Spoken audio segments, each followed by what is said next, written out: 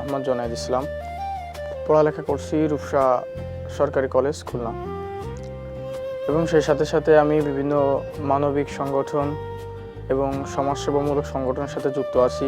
তার মধ্যে একটা অন্যতম সংগঠন গাবুরার বুকে কাজ করে লিডার্স। আমি লিডার্সের সাথে যুক্ত আছি সেই 2023 সাল থেকে।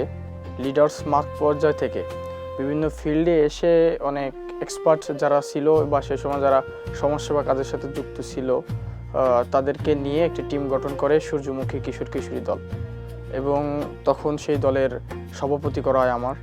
সেই থেকে আমার সমাজের মানুষের সাথে চলাফেরা, সমাজের মানুষের সাথে ওঠা বসা এবং সমাজসেবামূলক কাজের সাথে জড়িত।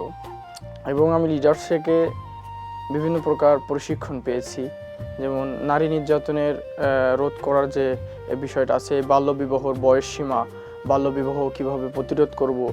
এবং এই অভিজ্ঞতা নিয়ে একদিন আমাদের এক গ্রামেরই একটা ঘটনা, বাল্যবিবাহ সংক্রান্ত। একটা মেয়ে ক্লাস 7-এ পড়ে সে সময় তার বাল্যবিবাহ হতে যাচ্ছে। তাদের পরিবারের কাছে আসলাম, কিন্তু আমার কথাটা তারা আমলে নেয়নি। যেটা তখন আমি সহ লিডার্সের ফিল্ড পর্যায়ের একজন কর্মকর্তা ছিল আক্তার সহ আমার টিমের সূর্যমুখী কিশোর কিশোরী টিমের যারা ছিল, আমরা সবাই সেখানে আসি এবং তার পরিবারকে একাধিকবার পরে আমরা বোঝাতে সক্ষম হই যে বাল্যবিবাহর যে কুফল আছে, বাল্যবিবাহর কারণে একটি সমাজ বিপর্যয়ের মুখে যাচ্ছে।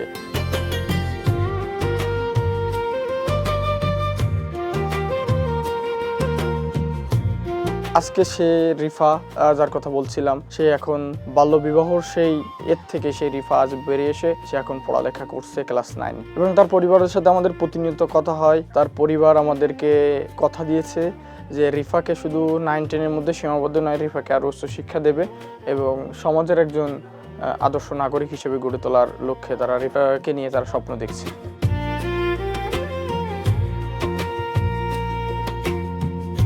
আমাদের যে দ্বীপ ইউনিয়ন আছে, এই দ্বীপ ইউনিয়নের মধ্যে অন্যতম একটি সমস্যা হচ্ছে নারী নির্যাতন এবং বাল্যবিবাহ। আসলে আমরা যদি দেখি সুনির্দিষ্টভাবে এই দুটো ঝামেলার পিছনে কিন্তু অনেক বড় একটা কারণ আছে, যে হচ্ছে ক্লাইমেট চেঞ্জ বা জলবায়ু পরিবর্তন। ক্ষুদ্র ক্ষুদ্রভাবে লড়াই করে আমরা যখন আমাদের একটা নির্দিষ্ট বাসস্থান তৈরি করি, ঠিক তখনই নদী ভাঙন, জলোচ্ছ্বাসে আমাদের সেই ঘরটা কিন্তু নষ্ট হয়ে যায়। দেখেন, একজন পরিবার প্রধানকেও আসলে আমরা ওইভাবে দোষ দিতে পারি না। এই ঘরটা যখন এই জলোচ্ছ্বাসে ধ্বংস হয়ে যাচ্ছে, সেই পরিবার প্রধান, তার পরিবারে 2টা মেয়ে আছে, সে কিভাবে ওই 2টা মেয়ের ভরণ পোষণ এবং শিক্ষার ভরণ পোষণ বহন করবে, না আবার একটা নতুন বসবাসের জন্য ঘর তৈরি করবে। ঠিক তখনই সে পরিবার প্রধানকে মেয়েরা যাতে ভালো থাকতে পারে এই উদ্দেশ্যে তিনি কিন্তু তার মেয়েদের বিবাহ দিয়ে দেন।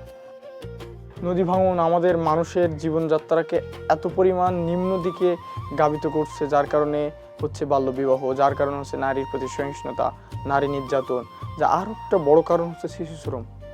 আমাদের শিশুরা পর্যাপ্ত পরিমাণ শিক্ষা, তারপরে সাংস্কৃতিক পরিবেশে গড়ে উঠতে পারছে না, যে কারণে তাদেরকে অল্প বয়সে তাদের যে খাদ্যর যে একটা মৌলিক চাহিদা, এটাও তারা পাচ্ছে না, যার কারণে তাকে অল্প বয়সে শ্রমের সাথে জড়িত হচ্ছে। সুতরাং সব মিলিয়ে জলবায়ু পরিবর্তনের একটা বড় প্রভাব আছে এই টোটাল একটা গোলচক্করের মধ্যে।